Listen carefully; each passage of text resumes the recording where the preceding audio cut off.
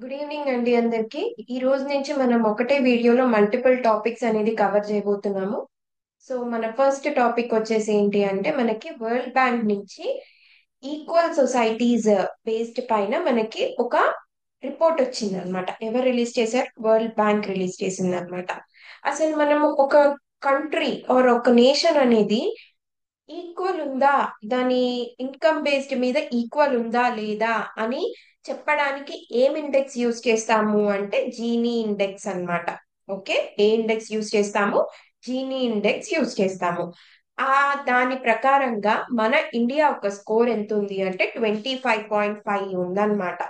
Okay, 25.5 ఉంది. ఇది దీని వల్ల ఏంటి అంటే ఇది ఫోర్త్ పొజిషన్ లో ఉంది. అంటే మోస్ట్ ఈక్వల్ సొసైటీలో టాప్ ఫోర్త్ ప్లేస్ లో మన ఇండియా ఉందన్నమాట. ఓకే, టాప్ కంట్రీస్ చూడండి ఒకసారి. ఫస్ట్ వన్ వచ్చేసి స్లోవాక్ రిపబ్లిక్, స్లోవేనియా, తర్వాత థర్డ్ ది బెలరూస్. బెలరూస్ గుర్తుపెట్టుకోండి, ఎందుకంటే అసలు బెలరూస్ మనం ఉంటదని ఎక్స్పెక్ట్ చేయం ఈక్వల్ సొసైటీలో, కానీ బెలరూస్ ఉంది. ఈ equal society in terms of income అండి, ఇన్కమ్, వెల్త్, కన్జంప్షన్, ఈ ఇన్కమ్, ఈ బేస్ మీద మనకు వచ్చిన రిపోర్ట్ అన్నమాట ఇది. ఓకే, వరల్డ్ బ్యాంక్ నుంచి వచ్చింది. నెక్స్ట్ మనం జీనీ ఇండెక్స్ అని అనుకున్నాం కదా. ఈ జీనీ ఇండెక్స్ ఏంటి అంటే దీని వాల్యూ వచ్చేసి 0 to 100 ఉంటుంది. జీరో అంటే పర్ఫెక్ట్ ఈక్వాలిటీ ఉన్న కంట్రీ ఏదైనా ఉంది అంటే దాని స్కోర్ జీరో ఉంటుంది అనమాట. సో ఇప్పటి వరకు అయితే జీరో ఏది లేదు. ఓకే, స్కోర్ పెరిగే కొద్దీ ఇన్ఈక్వాలిటీ సైడ్ వెళ్తున్నట్టు, స్కోర్ పెరిగే కొద్దీ ఇన్ఈక్వాలిటీ సైడ్ వెళ్తున్నట్టు. 100 వచ్చింది అంటే అబ్సల్యూట్ ఇన్ఈక్వాలిటీ అని అర్థం. ఓకే, ఫర్దర్ గా మన ఇండియా స్కోర్ ఎంత అని చెప్పుకున్నాం మనము? 25.5. ఇప్పుడు డెవలప్డ్ నేషన్స్ ఉన్నాయి కదా, యూకే, యుఎస్ఏ, ఇవి కూడా మన స్కోర్స్ కన్నా మిగతావి చాలా ఎక్కువ ఉన్నాయి అన్నమాట. అంటే అవి కొంచెం ఇన్ఈక్వల్ ఉన్నాయి, మనమే వాటికన్నా ఈక్వల్ గా ఎక్కువ ఉన్నాం అనమాట. ఈక్వాలిటీగా ఉన్నాం మనది ఇంకొంచెం. మనది ఏ కేటగిరీలో వస్తుంది అంటే మోడరేట్లీ లో కేటగిరీలోకి వస్తుంది. ఎందుకంటే మన స్కోర్ ఎంత ఉంది? 25.5 ఉంది కదా. ఈ 25.5 ఉండడం వల్ల మనం 25 to 30 దీని మధ్యలోకి వచ్చామన్నమాట. ఇంకొంచెం ఒక ఫ్రాక్షన్ తగ్గిందంటే అది లో ఇన్ఈక్వాలిటీలోకి పోయేది. ఓకే, ఇదే వరల్డ్ బ్యాంక్ మనకి spring 2025 poverty and equity brief అనే ఒక రిపోర్ట్ కూడా రిలీజ్ చేస్తుంది అనమాట. ఈ రిపోర్ట్ ప్రకారంగా ఏంటి అంటే మనకి దగ్గర దగ్గర 171 మిలియన్ పీపుల్ గత 10 ఏళ్లలో మన ఇండియాలో ఈ 171 పీపుల్ పావర్టీ నుంచి బయటికి వచ్చినారు అనమాట. ఓకే, ఈ రిపోర్ట్ ఏంటండి? Spring 2025 poverty and equity brief. ఎవరు రిలీజ్ చేస్తారు దీన్ని? వరల్డ్ బ్యాంక్ రిలీజ్ చేసింది అనమాట.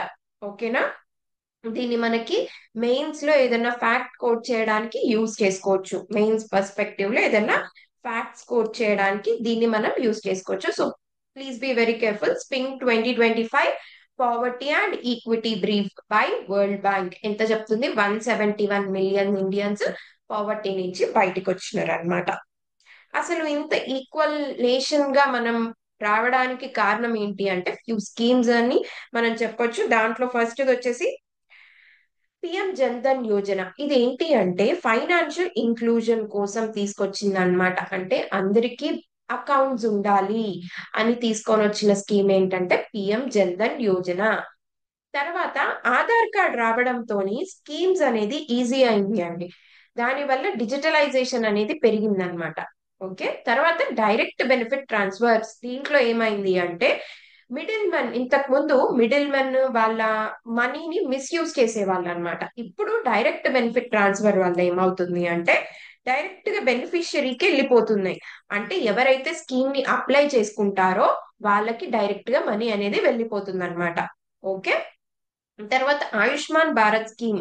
హెల్త్ అనేది చాలా ఇంపార్టెంట్ అండి. మనకి ఇప్పుడు హాస్పిటల్ కి వెళ్తే మనకి అవుట్ ఆఫ్ పాకెట్ ఎక్స్పెండిచర్ అంటే మనకి అవుతుంది అనుకున్న దానికన్నా ఎక్కువ అయిపోతుంది అనమాట.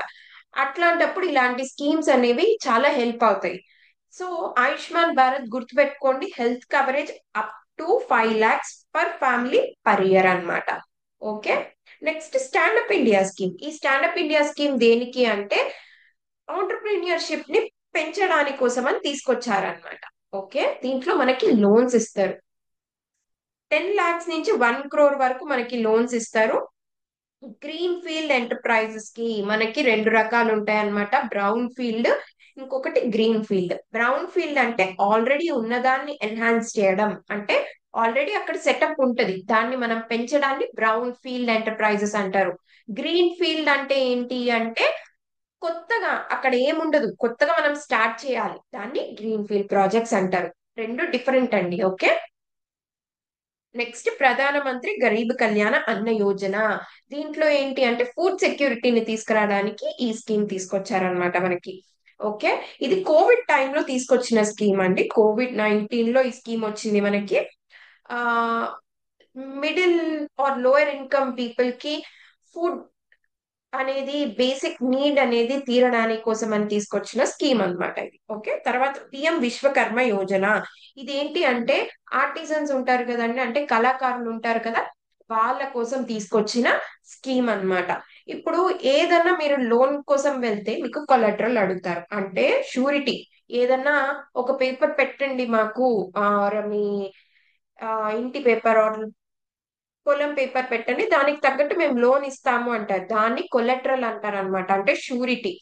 ఈ స్కీమ్ లో ఏంటి అంటే ఆ కొలెటరల్ అనేది అవసరం లేదు. షూరిటీ లేకుండానే ఈ స్కీమ్ లో లోన్ ఇస్తారనమాట. దాంతో పాటుగా డిజిటల్ ట్రైనింగ్ ఇస్తారు, దాంతో పాటుగా మార్కెటింగ్ సపోర్ట్ కూడా ఇస్తారనమాట. టాపిక్ వచ్చేసరికి ఇండియా అర్జెంటీనా రిలేషన్స్ అన్నమాట. ఎందుకు అంటే రీసెంట్ గా నరేంద్ర మోడీ గారు అర్జెంటీనా విజిట్ కి వెళ్ళినారనమాట. అర్జెంటీనా ఎక్కడ ఉంది అంటే సౌత్ అమెరికాలో సదర్న్ పార్ట్ లో ఉండే కంట్రీ ఇది. ఓకేనా.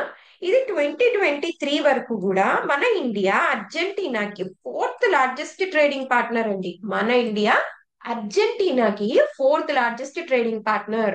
కాకపోతే 2024 కి ఏమైందంటే ఫిఫ్త్ లార్జెస్ట్ ట్రేడింగ్ పార్ట్నర్ అయిందనమాట. ఓకే. ప్రెసెంట్ గా మనం ఏంటి, అర్జెంటీనాకి మనము fifth largest trading partner. Next అంతేకాకుండా మనకి అర్జెంటీనా ఎందుకు ఇంపార్టెంట్ అంటే టైజ్, మంచి రిలేషన్షిప్ పెట్టుకోవడానికి ఏమేమి ఉన్నాయి ఇక్కడ అంటే ఒకసారి చూడండి. ఎకనామికల్ వైజ్ గా చూస్తే ఇక్కడ world's second largest shale gas reserves ఉన్నాయి అర్జెంటీనాలో. ఓకే. ఇది మనకి ఫ్యాక్ట్ గా కూడా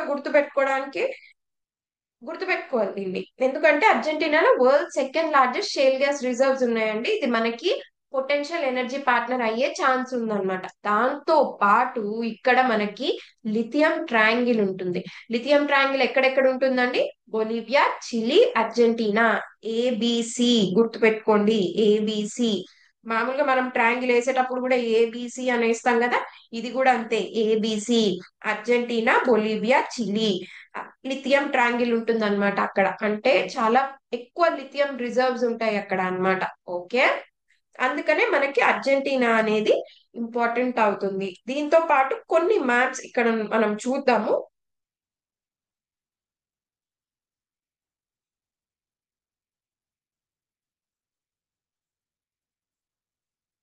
మ్యాప్ లో చూసేసరికి ఏంటి అంటే ఒకసారి మ్యాప్ చూడండి, అర్జెంటీనా మ్యాప్ ఇది. అర్జెంటీనాకి చుట్టూ ఏమేమి ఉన్నాయి అంటే Chile, Bolivia, Paraguay, Brazil, Uruguay. Okay. ఇవేంటి అంటే దాని బార్డరింగ్ కంట్రీస్. దాంతో పాటు ఇది సౌత్ అట్లాంటిక్ ఓషన్ కి కూడా ఇది బార్డర్ అయి ఉంది. ఓషన్ బార్డర్ ఏంటిది అంటే సౌత్ అట్లాంటిక్ ఓషన్ అన్నమాట. అంతేకాకుండా ఇక్కడ అంతా మనకి ఆండీస్ మౌంటైన్స్ ఉంటాయండి. ఓకే. అట్లనే ఇక్కడ పంపాస్ ఉంటాయి. ఇక్కడ పంపాస్ ఏంటి అంటే grassland. Please be very careful, ఇది టెంపరేట్ గ్రాస్ ల్యాండ్. పంపాస్ అనేది టెంపరేట్ గ్రాస్ ల్యాండ్, ఎందుకంటే అర్జెంటీనా ఈక్వేటర్ కింద ఉంది కాబట్టి ఇది టెంపరేట్ గ్రాస్ ల్యాండ్. ఇది ట్రాపిక్స్ లో లేదు అర్జెంటీనా, టెంపరేట్ గ్రాస్ ల్యాండ్ అవుతుంది పంపాస్. ఓకే. అండ్ ఇంకొకటి చెప్తాను, ఇక్కడ చూడండి. ఇది ఇక్కడ ఆండీస్ మౌంటైన్ ఉంది కదా, ఈ ఆండీస్ మౌంటైన్ కి కొంచెం ఇటు సైడే మనకి పెటగోనియా డెజర్ట్ కూడా ఉంటుందన్నమాట. ఏముంటుంది, పెటగోనియా డెజర్ట్. ఓకే. ఫర్దర్ గా దీంట్లో మనకి ఒక క్వశ్చన్ ఇచ్చున్నాను, ఆ క్వశ్చన్ ఒకసారి సాల్వ్ చేద్దాం. 2024 లో ఇండియా అర్జెంటీనాకి ఫోర్త్ లార్జెస్ట్ ట్రేడింగ్ పార్ట్నర్ కాదండి, ఫిఫ్త్ లార్జెస్ట్ ట్రేడింగ్ పార్ట్నర్. మనం చూసాం కదా, అంతకు ముందు వరకు ఫోర్త్ లార్జెస్ట్, కానీ ప్రెసెంట్ గా fifth largest trading partner. So first option అనేది ఎలిమినేట్ అయిపోతుంది. తర్వాత పెటగోనియా డెజర్ట్, మనం ఇందాక మాట్లాడుకున్నాం కదా, పెటగోనియా డెజర్ట్ అటు ఆండీస్ ఉంటుంది, ఇటు అట్లాంటిక్ ఓషన్ ఉంటుంది. కరెక్ట్, పెటగోనియా డెజర్ట్ దీంట్లో ఉంది, మనం చూసాం. అట్లనే ట్రాపిక్ ఆఫ్ క్యాప్రికాన్ కూడా దీని నుంచి పాస్ అవుతుందండి. అవును, నేను మీకు ఇక్కడ చెప్పాలనుకుంటున్నా, ట్రాపిక్ ఆఫ్ క్యాప్రికాన్ పాస్ అవుతుంది ఇక్కడ నుంచి. చూడండి, ఇలా బ్రెజిల్, పెరగ్వే, అర్జెంటీనా, చిలీ, ఇలా ట్రాపిక్ ఆఫ్ క్యాప్రికాన్ అనేది ఇక్కడ పాస్ అవుతుంది అనమాట. ఓకే, ఇది ఎందుకు నేను చెప్తున్నాను అంటే, దీని బేస్ మీద మనకి 2025 ప్రిలిమ్స్ లో కూడా ఒక క్వశ్చన్ వచ్చింది. ఈ లేక్స్ నుంచి ట్రాపిక్ ఆఫ్ క్యాప్రికాన్ అనేది పాస్ అవుతుందా అని. అలాంటి based questions, map based questions వస్తున్నాయి కాబట్టి, ఇన్ కేస్ ఎక్కడైనా మ్యాప్ పాయింటింగ్ జరుగుతుంటే మనం ఇలాంటివి కూడా చూద్దాం అన్నమాట. ఓకే, సో ఇక్కడ థర్డ్ అనేది కరెక్ట్ అయింది. థర్డ్ కరెక్ట్, సెకండ్ కూడా కరెక్ట్, ఫస్ట్ తప్పు అన్నమాట. సో సి కరెక్ట్ ఆన్సర్ ఇక్కడ. ఓకే, ఫర్దర్ గా నెక్స్ట్ టాపిక్ ఏంటి అంటే, environment impact study for great Nicobar project. Great Nicobar project అనేది అండమాన్ నికోబార్ ఏరియాలోని తీసుకురాబోతున్న ప్రాజెక్ట్ అన్నమాట. మనకి ఏదైనా పెద్ద ప్రాజెక్ట్స్ చేయాలి, లైక్ ఇట్లాంటి కన్స్ట్రక్షన్ కి పెద్ద ప్రాజెక్ట్స్ చేయాలి అంటే, దానికి కంపల్సరీగా ఎన్వైరన్మెంట్ ఇంపాక్ట్ అసెస్మెంట్ అనేది చేయాలన్నమాట. అలాంటి చేసిన ఎన్వైరన్మెంట్ ఇంపాక్ట్ అసెస్మెంట్ దీనికి ఎవరు చేశారు అంటే, ప్రైవేట్ కన్సల్టెంట్ చేసింది విమ్టా ల్యాబ్స్. ఇది ఏం చెప్తుంది అంటే, ఇక్కడ 9.2 మాగ్నిట్యూడ్ అంతా వచ్చే ఎర్త్ క్వేక్ అయితే ఛాన్సెస్ చాలా తక్కువ, చాలా తక్కువ అని చెప్తుంది, వెరీ లో అని చెప్తుంది. కాకపోతే దీనికి కాంట్రరీగా ఐఐటి కాన్పూర్ రిపోర్ట్ వచ్చింది. ఇప్పుడు కాదు, ఐఐటి కాన్పూర్ రిపోర్ట్ మనకి ఇంతకు ముందే వచ్చిందనమాట. వాళ్ళు ఏం చెప్తున్నారు అంటే, పాస్ట్ ఎవిడెన్సెస్ ప్రకారంగా ఇక్కడ 7 లార్జ్ సునామీ ఈవెంట్స్ అనేది జరిగినాయి. 7 లార్జ్ సునామీ ఈవెంట్స్ అనేవి జరిగినాయి. సో ఫర్దర్ గా కూడా ఇక్కడ మనకి అన్సర్టెనిటీ ఉండే ఛాన్సెస్ ఉంది. ఎందుకంటే ఇది సబ్డక్షన్ జోన్ లో ఉంది, అంటే టెక్టానికలీ యాక్టివ్ ఏరియా ఉంది అది. సో అక్కడ మనకి ఫర్దర్ గా ఎర్త్ క్వేక్స్ వచ్చే ఛాన్సెస్ ఉంది అని ప్రీవియస్ గా వచ్చిన ఐఐటి కాన్పూర్ రిపోర్ట్ అనేది చెప్పింది అనమాట. ఇది అసలు న్యూస్ ఎందుకు ఉంది మనకి అని. ఎన్వైరన్మెంట్ ఇంపాక్ట్ అసెస్మెంట్ అంటే ఏంటో ఒక్కసారి చూద్దాము, వినండి. ఇంపాక్ట్ ఎన్వైరన్మెంట్ ఇంపాక్ట్ అసెస్మెంట్ ఎందుకు చేస్తారన్నాను, ఏదైనా పెద్ద ప్రాజెక్ట్స్ తీసుకురావాలి అంటే దీనిని మనం ముందే చేస్తామన్నమాట. ఎందుకు చేస్తాము అంటే, దీని వల్ల ఇంపాక్ట్స్ మనకి ముందే తెలిస్తే దాన్ని మిటిగేట్ చేసుకోవచ్చు అని, అంటే దాన్ని అవాయిడ్ చేసుకోవచ్చు అని. ఎందుకంటే డెవలప్మెంట్ ని మనం ఆపలేము, రైట్? డెవలప్మెంట్ అనేది నీడ్ మనకి.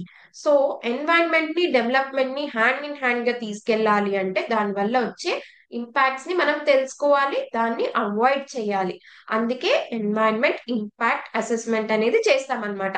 మనం ఫస్ట్ చేసింది ఏంటిది అంటే, ఫస్ట్ 1994 లో చేసాం మనం. ఓకే, ఇది ఎలా రిలీజ్ అవుతుంది, దేని అండర్ లో ఇష్యూ చేస్తారు అంటే, environment protection act 1986. Environment protection act 1986 కింద మనకి ఈ ఎన్వైరన్మెంట్ ఇంపాక్ట్ అసెస్మెంట్ అనేది చేస్తారనమాట. ఓకే, మనకు అడగొచ్చు డబ్ల్యూపిఏ యాక్టా, లేకపోతే ఇంకేదైనా డబ్ల్యూపిఏ 1972 యాక్టా, లేకపోతే ఇంకేదైనా అంటారు. కాదు, ఎన్వైరన్మెంట్ ఇంపాక్ట్ అసెస్మెంట్ దేనిపైన జరుగుతుంది, ఎన్వైరన్మెంట్ ప్రొటెక్షన్ యాక్ట్ 1986 బేస్ మీద జరుగుతుంది అనమాట. ఓకే, నెక్స్ట్, ఈ నోటిఫికేషన్ లో మనకి రెండు ఉన్నాయన్నమాట. ఏ బి, ఏ ప్రాజెక్ట్స్ అంటారు, బి ప్రాజెక్ట్స్ అంటారు. బి లో మళ్ళీ B1 B2 ఉంటాయండి. B1 కి మనకి అసెస్మెంట్ అవసరం, B2 కి అవసరం లేదన్నమాట. అండ్ సెంట్రల్ లెవెల్లో ఏంటి అంటే, ministry of environment, forest and climate change వాళ్ళు చూసుకుంటారు. స్టేట్ లెవెల్లో ఏంటి అంటే, state environment impact assessment authorities దీన్ని చూసుకుంటారు అనమాట. ఓకే, ఇక్కడ ఇది క్లియర్ అయింది అనుకుంటున్నాను.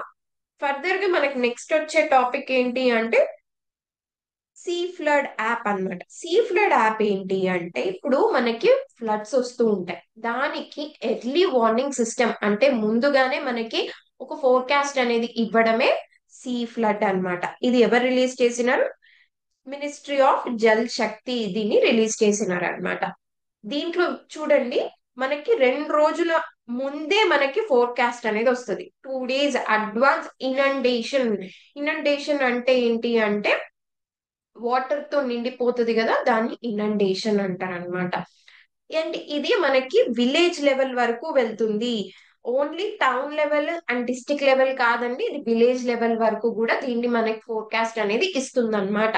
దీన్ని ఎవరు డెవలప్ చేసినారు అంటే 3 organisations under the guidance of ministry of Jal Shakti చేసినారు. ఆ మూడు ఏంటి అంటే CDAC Pune, central water commission, national remote sensing centre. ఈ మూడు కలిసి under the guidance of ministry of Jal Shakti దీన్ని చేసినారు. ఓకే. దీంట్లో ఏంటి అంటే మనం సూపర్ కంప్యూటర్స్ యూజ్ చేసినాం అనమాట. Under national super computing machine కింద సూపర్ కంప్యూటర్స్ యూజ్ చేసి మనం దీన్ని చేసినాం. మీకు ఒకటి చెప్పాలనుకుంటున్నాను ఎక్స్ట్రా, ఇది దీనికి సంబంధించింది కాదు. రీసెంట్ గానే మనకి అర్కా అండ్ అరుణిక, ఇవి రెండు ఏంటి అంటే హై పర్ఫార్మెన్స్ కంప్యూటర్స్ అండి, వెదర్ ఫోర్కాస్ట్ ని ఇస్తూ ఉంటాయి అన్నమాట. ఇవి ఏంటేంటి అర్కా అండ్ అరుణిక, ఇవి కూడా ఏంటిది హై పర్ఫార్మెన్స్ కంప్యూటర్స్, మనకి వెదర్ ఫోర్కాస్ట్ కోసం మన ఇండియాలో ప్రెసెంట్ గా వాడుతున్నవి ఇవి. ఓకే. ఇది రీసెంట్ గానే రిలీజ్ అయింది కాబట్టి మనకి ఫర్దర్ గా ఏ ఎగ్జామ్స్ ఉన్నా కూడా దాంట్లో యూజ్ అవుతుంది అనమాట. గుర్తుపెట్టుకోండి ఫ్యాక్ట్ ని. నెక్స్ట్ దీంట్లో కూడా చెప్పా కదా, హై పర్ఫార్మెన్స్ కంప్యూటింగ్ ఇన్ఫ్రాస్ట్రక్చర్ వాడుతున్నారు అనమాట ఫ్లడ్ సినారియోస్ ని ఎనలైజ్ చేయడానికి. కరెంట్ గా మహానది, గోదావరి, తాపి రివర్స్ బేసిన్స్ ని ఇది ఎనలైజ్ చేస్తుంది. గంగా, బ్రహ్మపుత్ర దీంట్లో లేవండి. ఎందుకంటే బ్రహ్మపుత్ర మనకి చాలా ఎక్కువ ఫ్లడ్స్ వచ్చే రీజన్ కాబట్టి ఉందేమో అని అనుకుంటాం మనం, కానీ బ్రహ్మపుత్ర లేదు. ప్రెసెంట్ గా అయితే ఓన్లీ మహానది, గోదావరి, తాపి ఈ 3 రివర్లు మాత్రమే ఉన్నాయన్నమాట. ఓకే. ఫర్దర్ గా ఇది కాంప్రహెన్సివ్ గా అన్ని డిపార్ట్మెంట్స్ కి ఈ డెసిషన్ టూల్ అనేది పంపిస్తారు కాబట్టి వాళ్ళు టైమ్లీ డెసిషన్స్ తీసుకొని ఫ్లడ్ ఈవెంట్స్ ని మేనేజ్ చేయొచ్చు అనమాట. ఓకే. నెక్స్ట్ టాపిక్ మనకి ఏంటి అంటే brick summit. Brick summit present గా 17th జరుగుతుందండి. అలానే 16th జరిగింది. 16th ఎక్కడ జరిగింది అంటే రష్యాలో జరిగింది అనమాట. అలానే ఫర్దర్ గా 18th జరగబోతుంది. అది ఎక్కడ జరగబోతుంది అంటే మన ఇండియాలో జరగబోతుంది. ఓకే. ఇప్పుడు 17th ఏంటి అంటే బ్రెజిల్లో జరిగింది అనమాట. ఓకే. 16th ఎక్కడ జరిగింది, రష్యాలో జరిగింది. ప్రెసెంట్ ఎక్కడ జరుగుతుంది, బ్రెజిల్లో. నెక్స్ట్ ఫర్దర్ గా ఎక్కడ జరగబోతుంది, మన ఇండియాలో. ఓకే. ఇది 2001 లో వచ్చిందనమాట. దీన్ని ఎవరు చేసినారు అంటే మన బ్రెజిల్, రష్యా, ఇండియా, చైనా ఈ 4 కంట్రీస్ కలిసి ఫామ్ చేసుకున్నది బ్రిక్ అన్నమాట. ఇది ఫస్ట్ బ్రిక్. ఆ తర్వాత 2010 లో సౌత్ ఆఫ్రికా యాడ్ అయిన తర్వాతనే దీన్ని బ్రిక్స్ చేసినారు. ఓకే. రీసెంట్ గా మనకి ఈజిప్ట్, ఇథియోపియా, ఇరాన్, యుఏఈ కూడా జాయిన్ అయినాయి అనమాట 2024 లో. తర్వాత ఈ ఇయర్ లో ఇండోనేషియా జాయిన్ అయింది. Okay. Egypt, Ethiopia, Iran and UAE ఎప్పుడు జాయిన్ అయ్యి 2024 లో, ఈ ఇయర్ వచ్చేసి ఇండోనేషియా జాయిన్ అయింది అనమాట. ఈ ఇయర్ థీమ్ ఏంటి అంటే strength global south cooperation. Global south అంటే ఏంటి అంటే ఇప్పుడు మామూలుగా మనకి మన గ్లోబ్ ఉంటుంది. ఈ గ్లోబ్ లో ఏంటి అంటే మనకి నార్త్ హెమిస్ఫియర్, సౌత్ హెమిస్ఫియర్ అని రెండు రాసుకుంటాం మనం. అంటే ఇది నార్త్, ఇది సౌత్ కదా. కాకపోతే ఇక్కడ మనం మాట్లాడుకునే గ్లోబల్ సౌత్ ఇది కాదండి. మనం నార్మల్ గా గ్లోబల్ సౌత్ అంటే ఏంటి అంటే developed and developed sorry developing and underdeveloped, ఇవన్నీ కూడా ఎందులోకి వస్తాయి అంటే గ్లోబల్ సౌత్ లోకి వస్తాయి. Okay. Developing or underdeveloped అన్ని కూడా గ్లోబల్ సౌత్ లోకి వస్తాయి. డెవలపింగ్ నేషన్స్ అన్ని కూడా నార్త్ లోకి వెళ్ళిపోతాయి. ఇక్కడ మనం ఈ టర్మినాలజీ జాగ్రఫీ బేస్డ్ మీద మాట్లాడట్లేదు. ఓకేనా, అర్థమైంది అనుకుంటున్నాను. అండ్ నెక్స్ట్ ఇక్కడ ఏంటి అంటే దాంతో పాటు ఇంక్లూజివ్ అండ్ సస్టైనబుల్ గవర్నెన్స్ కూడా మన ఈ ఇయర్ థీమ్ అన్నమాట. ఓకే. మనం ఫర్దర్ గా చూస్తే ఇక్కడ మనకి ఈ సమ్మిట్ నుంచి మనం తీసుకోవాల్సినవి ఏమేమి ఉన్నాయి అంటే evolving multi polar world, next global south solidarity మనం ఇందాక చూసాం కదా. ఆ గ్లోబల్ సౌత్ అంటే ఏమని చెప్పాను, not with respect to geography terminology కాదండి ఇది. ఇక్కడ under developed are developing nations అన్ని కూడా గ్లోబల్ సౌత్ కిందకు వస్తాయి. సో దాని స్ట్రెంగ్త్ ని చెప్పేదే ఈ గ్లోబల్ సౌత్ అన్నమాట. ఓకే. ఎందుకు పెరుగుతుంది అంటే చాలా నేషన్స్ బ్రిక్స్ లో జాయిన్ అవ్వడానికి ఇంట్రెస్ట్ చూపిస్తున్నాయి ప్రెసెంట్ గా, అందుకనే ఇది మనం ఎవాల్వ్ చేయాలి అని అనుకుంటున్నారు, ఎక్స్పాండ్ చేయాలి అనుకుంటున్నారు. నెక్స్ట్ ఫర్దర్ గా వచ్చే మెకానిజం ఏంటి అంటే బ్రిక్స్ మల్టీలాటరల్ గ్యారంటీ మెకానిజం. ఇది న్యూ డెవలప్మెంట్ బ్యాంక్. ఈ న్యూ డెవలప్మెంట్ బ్యాంక్ ఏంటి అంటే బ్రిక్స్ కింద ఉండే ఒక బ్యాంక్ అన్నమాట.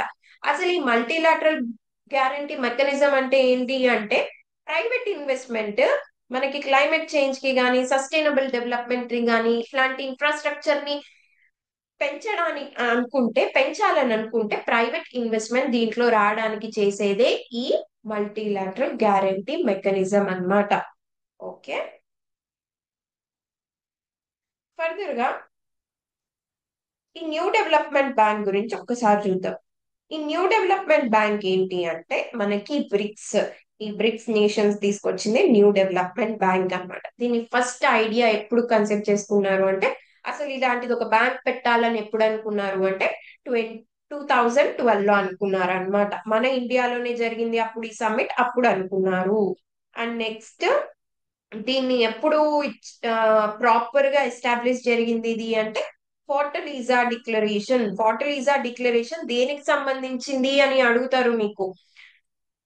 ఫోర్టలీజా డిక్లరేషన్ మనకి దేనికి సంబంధించింది అంటే న్యూ డెవలప్మెంట్ బ్యాంక్ అన్నమాట. ఓకే. నెక్స్ట్ దీని హెడ్ క్వార్టర్స్ వచ్చేసి షాంఘై. తర్వాత ఇప్పుడు మీరు వరల్డ్ బ్యాంక్ కానీ ఏషియన్ డెవలప్మెంట్ బ్యాంక్ కానీ చూస్తే ఓటింగ్ రైట్స్ అనేది ఈక్వల్ గా ఉండవు. ఓకే. కాకపోతే ఇక్కడ మన న్యూ డెవలప్మెంట్ బ్యాంక్ లో మాత్రం ఈక్వల్ ఓటింగ్ రైట్స్ ఉంటాయి.